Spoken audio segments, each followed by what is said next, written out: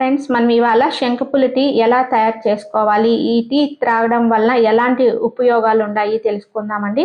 వారానికి మనము 2 సార్లు చొప్పున ఈ పరకడుపున శంకుపూలు లేదా ఆకుల్ని మరిగించిన కషాయాన్ని త్రాగితే శరీరంలోని జీర్ణ వ్యవస్థ చాలా బాగా మెరుగుపడుతుందండి. అలాగే ఈ మొక్క గింజల్ని మనము పొడి చేసి గ్రాము చొప్పున 2 పూట్ల తిన్నా మంచిదే అండి. అలాగే మనకు సైంటిస్టులు ఏం చెప్తున్నారంటే, ఈ ఊపిరితిత్తుల క్యాన్సర్ నివారణకు శంకుపూల కషాయం మంచి ఫలితాన్ని ఇస్తున్నట్లుగా చెప్తున్నారండి. జ్వరం ఉన్నప్పుడు ఈ శంకుపూల టీ తాగినట్లయితే జ్వర తీవ్రత కూడా తగ్గుతుందంట. ఇంకా మనకి జలుబు, దగ్గు ఉన్నప్పుడు ఈ టీ తాగినట్లయితే కంట్రోల్ కూడా అయిపోతుందండి. మన కంటి చూపు తగ్గుతున్నప్పుడు ఈ శంకుపూల టీ తరచూ ఉదయము, సాయంకాలం అలా 2 సార్లు తాగినట్లయితే కంటి నరాలలో రక్త సరఫరాని బాగా పెంచి రెటీనాను కూడా దెబ్బతినకుండా ఈ టీ మనల్ని కాపాడుతుంది. అలాగే మన శరీరంలో కొలెస్ట్రాల్ పెరుగుతున్నట్లయితే ఈ టీ త్రాగడం ద్వారా కొలెస్ట్రాల్ కూడా తగ్గిపోతుందండి. అలాగే షుగర్ కూడా కంట్రోల్ అయిపోతుందని సైంటిఫిక్ రీజన్స్ అయితే ఉన్నాయి.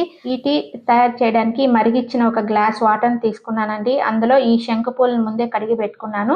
ఒక 5-6 ఈ పూలను ఈ మరిగిచ్చిన నీళ్ళల్లో వేసేసి దానిపైన ఒక ప్లేట్ అయితే మూసి పెట్టేయాలండి. ఒక హాఫ్ మినిట్ అన్నమాట. ఆ ప్లేట్ అలాగే పెట్టేసి తర్వాత తీసినట్లయితే ఈ వాటర్ అంతా కూడా శంకుపూల రంగులోకి మారిపోతుందండి. తర్వాత ఆ పూలను మనం ఒక స్పూన్‌తో తీసేసి నీళ్ళని అలాగే త్రాగేయొచ్చండి. ఒకవేళ మనం అలా త్రాగలేము అనుకుంటే ఒక హాఫ్ నిమ్మ చెక్క, ఒక స్పూన్ తేనె ఇందులో కలుపుకొని త్రాగవచ్చండి. ఈ శంకుపూల టీ వేడిగానైనా త్రాగవచ్చు, లేకపోతే చల్లార్చైనా త్రాగవచ్చు. భోజనానికి ముందు ఈ టీ కానీ, కషాయం కానీ త్రాగడం వలన ఆకలిని నియంత్రించడం ద్వారా బరువు తగ్గడానికి బాగా ఉపయోగపడుతుందండి.